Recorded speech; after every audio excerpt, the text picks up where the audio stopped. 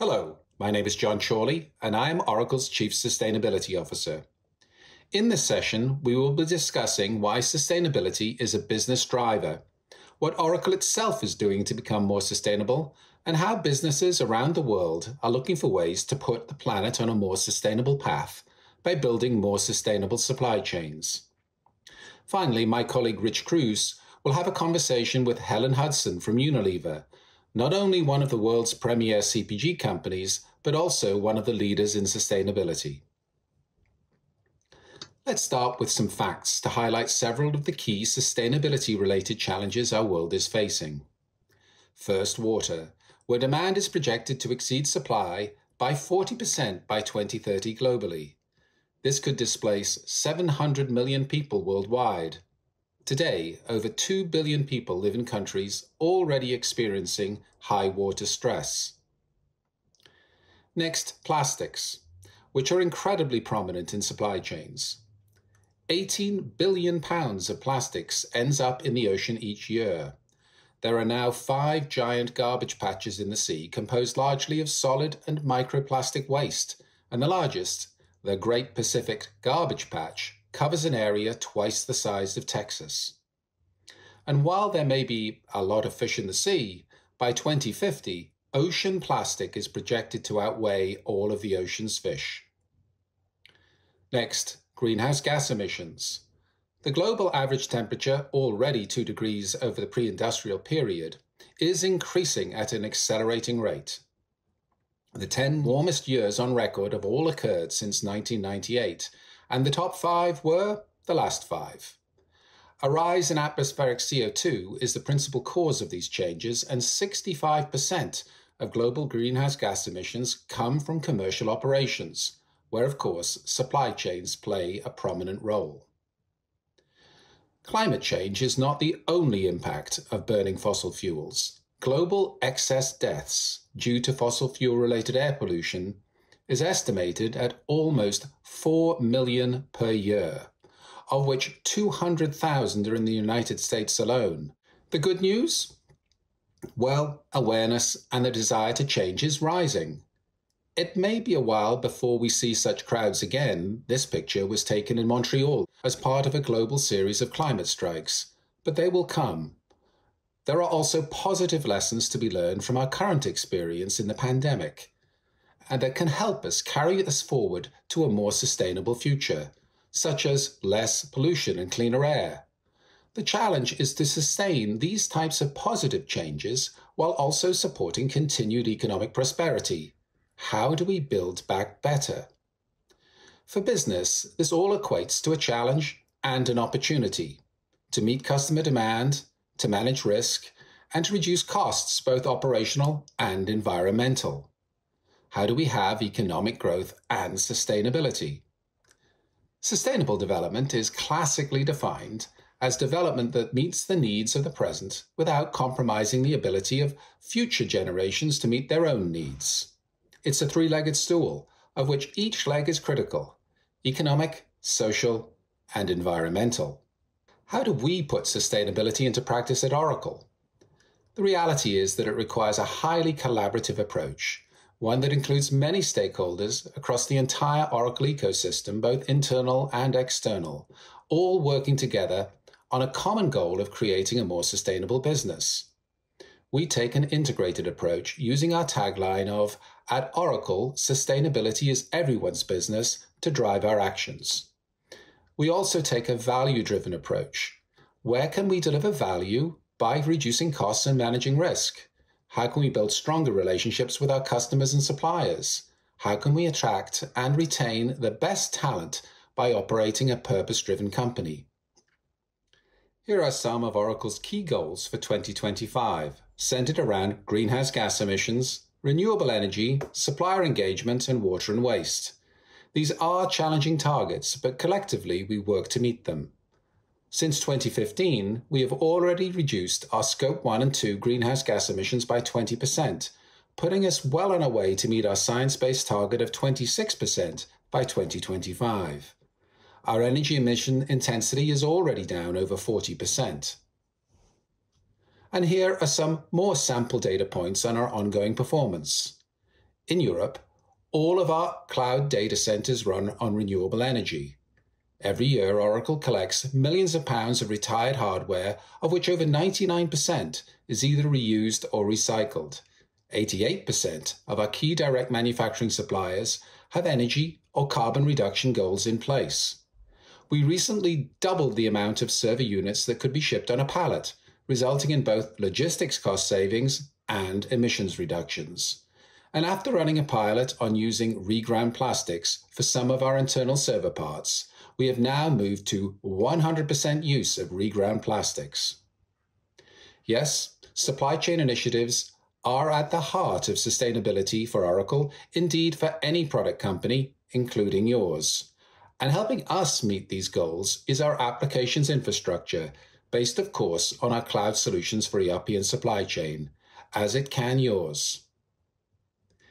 In addition to keeping our own house in order, we also are in a position where our solutions that we provide can enable our customers to be more sustainable. As you can imagine, with our hundreds of thousands of customers, this positive leverage is enormous. So we embed within our applications the tools needed to support your sustainability initiatives. A question often asked is whether data centers are making things worse or better. The fact is that the use of IT actually helps drive sustainability. Yes, those data centers consume electricity, but they also solve problems, increase efficiencies, and virtualize processes. IT solutions as a whole have a 7 times greater positive effect than their environmental costs. Costs which, of course, can be reduced by powering them with renewable energy. In that regard, we have set a new goal that by 2025, all of our Oracle Compute Infrastructure, OCI, will be 100% renewably powered. Similarly, technology plays a critical role in supporting areas such as telemedicine to increase good health and well-being, economic value creation to enable decent work and to drive economic growth, food waste reduction to reduce hunger, and many other critical capabilities to help meet the United Nations Sustainable Development Goals. What does this mean in supply chain? And what does it also mean in the solutions we deliver in our cloud supply chain software? Well, it means leveraging tools like Oracle Cloud Product Lifecycle Management that embeds design for environment, phase gates, and principles that accounts for the whole life cycle of a product. It also means using tools like our Procurement Supplier Qualification Management to better select and qualify your suppliers to ensure that they share your values and so will help to mitigate your brand risk. It means reducing waste and improving quality, such as with our cloud manufacturing that uses AI and IoT tools that predict machine failure modes and improves quality. It means to better understand demand, to match that to supply, and to incorporate environmental resource constraints and risks into that process, such as with our cloud supply chain planning solutions. Let's bring this to life by sharing the story of Ledestri's use of Oracle Demand Management Cloud. Being a food producer, we have to provide traceability from where that ingredient came in from the field, to when it came into our plant, to what jar we put it in. Ledestri is a manufacturer of food, beverage, and spirits. We bring in all their ingredients, we cook the pasta sauce, we fill it into containers, really soup to nuts. At Ledestri, our supply chain is actually very complex, and it really is the lifeblood of being a profitable company. We start out with a lot of fresh ingredients. A lot of them have a short shelf life, a matter of days sometimes. So it's got to be an exact, just-in-time process to produce the materials we need with as little waste as possible. Using Oracle, we're able to trace all our ingredients right to end product. With Oracle Demand Management Cloud, we've been able to reduce our inventory through increased visibility and better forecast accuracy. But even a bigger deal is really sustainability. We hate to throw good products away, and by having accurate forecasts, we've been able to reduce disposals by more than 50%, saving millions of dollars a year. One of the things I'm most proud of is really our track record with never having a recall. Majority of our production is for other people's brands, so there's a trust that we have to build with that customer. They are giving us their livelihood, and they trust us to produce products that are worthy of their brands. We've built a trust with our end consumers and with our customer base. It's a family business. It's been run like a family for more than 40 years. Oracle is one of the larger Ledestri family. Sustainability in the supply chain also means optimizing shipments to maximize asset utilization and reduce emissions, such as with our cloud transportation management solutions. And fundamentally, it means bringing this all together holistically by closing the loop, by supporting products being taken back at the end of their life cycle. Again, let's bring this to life with the experiences of a customer, Unilever. We're now joined by Helen Hudson, Head of Sustainable Manufacturing at Unilever in the United Kingdom. Helen, thank you for joining us. Thank you for inviting me. So let's start by asking you to share with us some background on Unilever's bold approach to sustainability with the Sustainable Living Plan. How does Unilever see sustainability aligning with its strategic business? Okay, Unilever's been in space for a couple of years now, and 10 years ago we launched our Unilever Sustainable Living Programme, or USLP as we love to shorten it in Unilever, that started to kind of mainstream within the business about how we can use sustainability to drive our business, but also to make it commonplace in the products that we sell. Now, I'm not sure if you're familiar with Unilever as a company. We are an FMCG, fast-moving consumer durables company manufacturing a lot of household name products, ranging from Dove, Axe, Domestos, Cif, all the way into the foods business of Hellmann's and Lipton, Knorr, and ice creams of Walls. So we manufacture and distribute and sell to our consumers through a lot of brands. And we started the sort of sustainability journey in trying to bring that to life, measure what impact we were having, and then move towards how we could improve it. And we've done very well in certain areas over the last couple of years. And some of those kind of results and targets we've been able to deliver under that program where we've been able to get all of our factories and our operations and our offices to be sourced from renewable electricity, which of course helps greatly on the carbon footprint of what our business is producing, and also starting the journey of stripping out what is bad. So trying to remove fossil fuels and putting more renewable technologies in. We've been able to reduce our carbon footprint, so our Unilever's carbon footprint, by about 70%. But we're also mindful from the journey that we've taken and understanding, where carbon is emitted and produced in our Unilever footprint. We have an extended responsibility that goes into the supply chain, but then also goes into consumers as well. Because if you think about using, making a cup of tea, you're using energy, you're having an impact on the climate and sustainability with how you're generating that heat or that hot water, or if you're taking a shower, you're using hot water, and again, that has a carbon footprint. So what we, have been trying to do, but perhaps not with as much success as we would like, is to try and influence that extended and value chain footprint. And even though we've been able to reduce by 70% in our own operations, we've been trying to move the needle differently, and we still have a journey to go. Yeah, so impressive when you think about sort of the scale of how Unilever is approaching it, and how it's sort of embedded in the culture, and how it's so sort of results driven and action driven. It's just really, really impressive.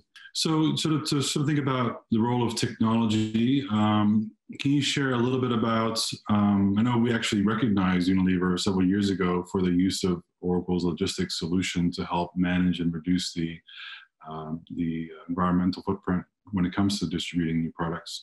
But can you talk a little bit more generally about the role of technology, how technology can really help achieve some of the goals that you've set for yourselves? So as you just talked about setting goals, in the sustainability journey, that's probably the first thing that we would recommend companies to look at. And in setting those goals, you kind of have to measure. And that's where, I think the technology starts to get introduced, because, data and information, technology is a way that we can, look at to be able to make that quicker, better, faster, to digitalize, getting that data into the right hands, being able to analyze that, being able to, just even measure it, let alone then get the value out of that, to be saying, what do we need to improve? Where are our problems? Where are our losses? And then looking at programs to drive that forward. So that, for us within Unilever, that first kind of, digital technology that we were looking at is how do we measure our carbon footprint? And, that's taken some variety of, of technologies. Some of it, you go on to the sort of the basic, databases and things like that we have to use, and then building that up into, more sophisticated reporting, and then going further into sort of the technology journey. But the first point for us is measurement and data, because if you don't have that backbone, you don't know how you can have an impact and you can improve and drive, and be a force for good in the sustainability agenda. Yeah, exactly. And actually at Oracle, we have a saying that at Oracle, sustainability is everyone's business. And this idea that the functional representatives really are the ones that know where the impacts lie, and they need to have that information to really be making informed decisions on a day-to-day basis. So have you, so are there any sort of key lessons? You've been in this role of head of sustainable manufacturing for a while now. Any key lessons learned or things that you would share with folks that are maybe beginning on the journey of trying to make their supply chain more sustainable? I think the first thing is setting that target, setting that ambition. Where do you want to go? What value is that going to drive, both for people, for the planet, but also your own business? Where is that kind of sweet spot that can really help sustainability deliver your business's main metrics, but also how do you go beyond what your sort of balance sheet or your P&L sheet is, and move it into the space of doing it for the community, doing it for the planet, and making sure we do have a sustainable business 10, 20, 30 years down the time. If we're not, if we carry on what we're doing and we over-consume, we won't have the consumers, we won't have the businesses there to be able to be profitable. So we need to start now, and setting that target and setting that ambition, it is the first point. And as you mentioned earlier, data is key. And if you don't know, even as an individual, what your impact is on the environment, if you don't understand what is good and what is not so good, or what even could be even bad, how can you then improve it? And that I think it would be some of the things that we would recommend to companies to have a look at, to really then see what damage or what footprint or what impact their business is having, both upstream themselves and also downstream in their kind of supply chains or service industries, to really then see where can they add some value. That really makes sense. Well, and I really appreciate you spending the time with us today. It's this ongoing pandemic is making us think and act in different ways. Any thoughts actually before, as we wrap up, about sort of Unilever dealing with COVID-19? How you've been able to manage through that, and maybe technology playing a role there as well? For sure. Like for many businesses, COVID, has had a significant impact both on the business, but also for the people and the that we employ, and we've had to rapidly change how we work. Many people are working from home, but we've also used technology to see how we can track and be reassured about where manufacturing has been open, where people have been displaying symptoms, and how we can then start to help them and support them and manage that from a sort of general day-to-day basis, as well as ensuring we can start to really drive this infectious disease out, whilst maintaining our business and delivering products as well that are really important to consumers in the hygiene space, that has really sort of highlighted that need to wash hands. And that brings me to where, I think kind of food for thought for people there's a new awareness that we have to think about that we perhaps don't always think in the sustainability journey, and that's around water. And suddenly the use of water that individuals, companies, everyone across the world is looking at the moment. We're washing our hands to keep ourselves safe and to drive down the infection rate. But we've also got issues with, the world is facing, 60% less fresh water over the next few years. Access to water is a basic human right, but there's many people in the world that don't have access, don't have it, that they can buy that, they can have it into their homes and houses. And these are some of the things that I think we have to start to look at, that we need to preserve water better and we need to manage it. And technology, I think, needs to play a role in that, to say, how can we get better visibility in that water footprint? And I'll give you an example from a manufacturing point of view. Often water is quite cheap in our manufacturing process. It's not as expensive as some of the more highly valued, ingredients. Yet, we use it everywhere. We use it in our products. We use it to clean. We use it in our utilities to be able to run those. And we don't always understand the cost of water and where it's going and how much. So if you could actually reduce it or change the way that you used water, you could have a significant impact on your business from a cost profile, but also preserving water in that area. If your manufacturing site is in a water scarce area, you're not taking water out from the community, and you're helping, people to be able to live their lives. When we are seeing, certain geographic locations start to have those kind of day zeros where they are running out of water and their water basins are becoming empty. So I think there's an opportunity here where technology, if you can start to visualize and use digital models, the cost of water, the true cost of water, even just in a business and in a manufacturing unit, or even beyond that, that's something, again, there's another lens that we can then start to see is what are those programs that we can start to drive, better sustainability, better access, and help the planet and help the people on the planet have, their basic right, which is, fresh water to live, survive, grow, and prosper. That's fantastic, Helen. It just puts things in perspective, doesn't it? It's really, it's amazing. And it's great work that you do. Thank you so much for sharing your experiences and your time with us today, and all the best with your ambitious and very important work. Thank you very much. Thank you. Here are some additional great examples of organizations across many industries and geographies using a wide variety of Oracle solutions to make a difference.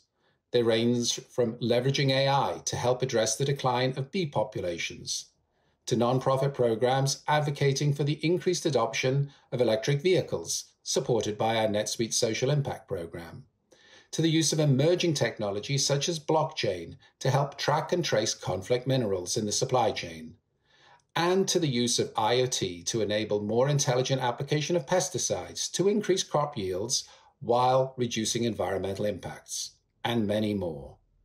Several come from members of our Oracle for Startups community, including one that is using Oracle's cloud infrastructure to build an interactive online marketplace platform for plastics that have been recovered from the ocean. To finish up, I want to leave you with these 3 key takeaways. First, sustainable business is good business. Second, supply chains play a critical role in helping an organization become more sustainable. And finally, technology is a key enabler to building a more sustainable future.